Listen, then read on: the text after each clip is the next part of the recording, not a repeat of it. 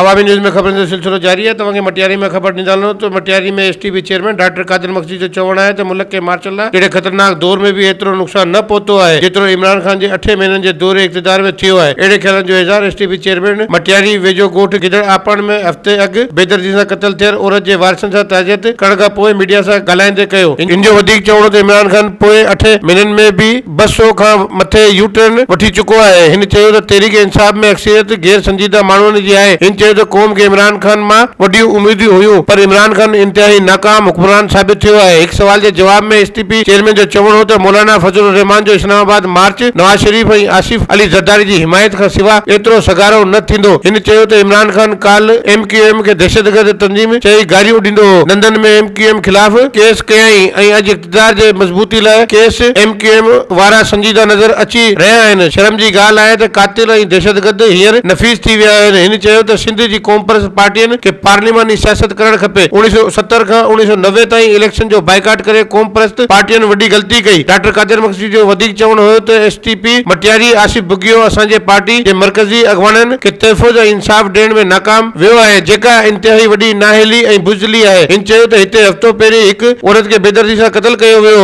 अफ़सोस जी ॻाल्हि आहे त अञा ताईं औरत जी वारिसनि खे इंसाफ़ न मिली सघियो आहे। वधीक ख़बरनि ऐं तफ़सील लाइ विज़िट कयो अवामी news Facebook page, YouTube page ऐं अवामी न्यूज़ वेबसाइट।